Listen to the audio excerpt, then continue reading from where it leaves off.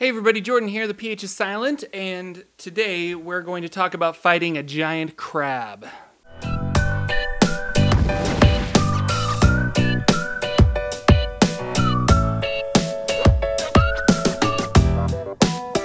Hey everybody, thanks for watching. We are quickly going through White Plume Mountain. It seems like my adventures are doing huge chunks of it every session.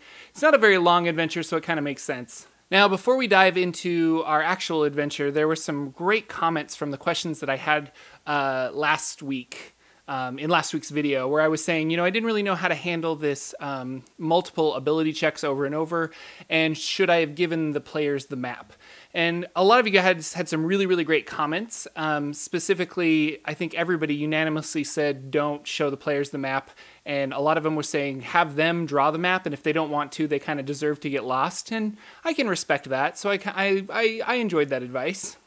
Now, as far as ability checks, a lot of people were saying do have them try something, so we'll go back to the wheel. There's a valve that they're trying to turn. They roll a strength check, they fail. Something at this point needs to change before they're allowed to try again. And I really liked this. So you basically just tell your player that, like, hey, you tried, this failed, something needs to change. You need to get a tool, you need to oil it, you need to grease it. Something has to change to allow you to roll yet another strength check, which might also change the DC value of that strength check. So I really liked that, and I don't know why I've never really thought of that before. Another person pointed out to use exhaustion rules, which is a really great example of, hey, you can try as many times as you want, but the more you fail, the more you're going to get exhausted, and you're just going to have that stacked on top of you. So I also enjoy that. I don't think that pertains so much to like doing a lock-picking check over and over, but I like the idea of a strength check specifically of getting exhausted. And then finally, what I really should have done, and I didn't even think about this, if they're going to spend this much time at the valve trying to undo it, then I should have been rolling a random monster encounter. I should have been rolling to see if a wandering monster appeared to attack them. I feel like I had this unanswerable question, but you guys all gave me very, very specific answers, so thank you so much for everybody who commented on the last video. And what really cracks me up is specifically on 237 of the Dungeon Master's Guide, a viewer pointed out ability checks, and there's a whole section on multiple ability checks, or there is a whole couple paragraphs here on multiple ability checks. So page 237 of the Dungeon Master's Guide also answered my question.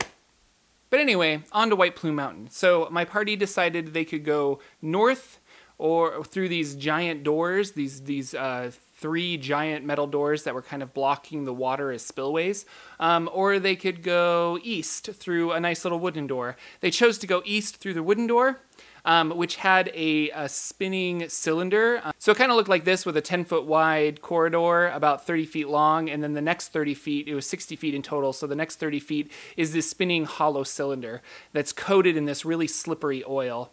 Ultimately, the fighter decided to break down the door and use it as like a bobsled, like a sled that he was going to run and go through. So he got a running start. He jumped through the cylinder only for a arrow caught on fire to be fired from the other end and light the entire cylinder on fire. So he took 2d8 fire damage as he got through, but he's also wielding Black Razor at this point and had, I think, 64 temporary hit points, so he wasn't super, I think that made him a little more gung-ho. He's like, well, I got some wiggle room.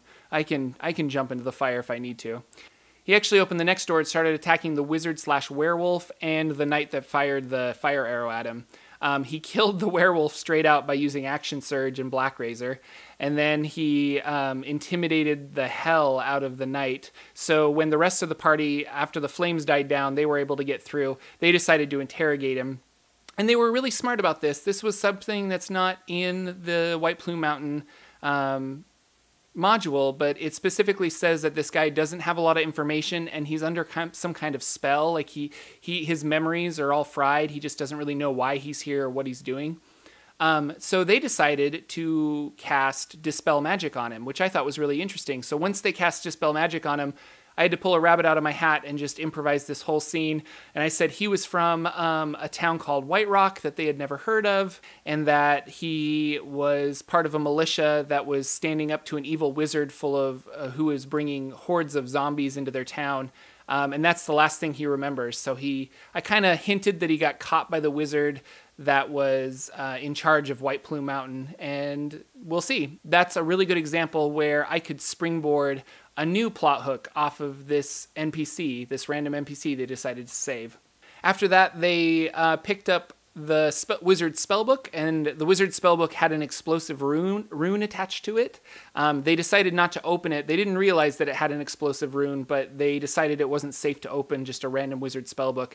And the Triton barbarian took it, and her plan is that she wants to open it in a monster and have it like hopefully spit whatever magic might hit him in the face at the monster, which I thought is going to be really interesting. They haven't used it yet, but I'm going to give it to them because I thought that was really cool. After that, they found some money and they decided to go through the main big doors, and the main big doors housed a whole bunch of boiling water. This is the water that is heated up by the lava beds in White Plume Mountain that create the steam that give White Plume Mountain the name White Plume Mountain. But inside of this this lake of boiling water is a bubble, a protective bubble, a very like thin bubble. Like if you poke it, you could see that it's getting tense, and if you wanted to, you could totally poke your hand through it and probably puncture this. So my party was made aware that it was kind of a fragile, thin membrane protecting them from thousands and thousands of gallons of boiling water. And ahead of them is a giant crab, and behind him is a chest full of all of the goodies that they've been looking for. Well, one of the goodies they've been looking for, the magical trident. The crab is a really good example of tweaking a monster or changing it. So it's a giant crab from the monster manual, but they upped its attack and upped its hit points to make it a challenge rating 8 monster instead of a challenge rating 1/4 monster. So if you have Tales from the Yawning Portal, look that up. Like it's a good way of being like, I could take a regular monster from the monster manual. Like I could take a unicorn and I could up its CR just by doing certain steps. So it's kind of interesting from that aspect. The crab didn't have a lot of attacks, but he hit hard. And ultimately, the bard was really smart and decided that she was going to cast Polymorph and change it into a fish, a harmless fish. So she cast Polymorph. I actually made the save, but the fighter ended up using his inspiration coin to force me to re-roll, and then the save failed, so it turned into a fish, and that's how they won the fight, which I thought was really fun. It was kind of a back-and-forth fight. I made the crab have a little more HP than the book because I wanted the fight to go a little bit longer, and I'm glad I did because she ended up using Polymorph. And although you could say that the bard wasted resources, the amount of fun that we had at the table because of that was well worth it, rather than just being like, oh yeah, you killed him. Like that was an epic fun moment. They found the trident. They were very careful not to puncture any walls, and so that's when they're leaving. So going into the future of White Plume Mountain, I'm really curious about the next section that they're going to get to. And what it is it's this like sea of boiling mud, and there are these steam geysers that shoot up from the mud. Hanging in this corridor are these chains that have these platforms attached to them where you can slide off. And you take a lot of damage if you hit the mud, like a lot of damage. And one of my players was saying, oh, Jordan really wants to kill somebody for the first time. I kind of want to know what it feels like to just play by the rules and say, sorry, the rules state that you take like 5d10 damage when you hit this boiling thing of mud, and you're already hurt, so you're going to take a lot of damage. I'm curious how they're going to get past this. I honestly think somebody's going to fall in and somebody's going to die, but we'll see. My players always seem to surprise me. If you've ran that section of White Plume Mountain, the steam geyser room with the boiling mud, I'm curious to hear how it went for you and your players, because I feel like it's a really unfair room, and I don't know how they're going to get across. I don't know how many checks is too many checks. I obviously am going to reread it before we run it, but I don't know how many checks is too many checks, meaning should I make them do a check for every platform they have to jump to? It's an interesting room, and I'm not sure how to tackle it, so I'm going to have to really think about that before the next session.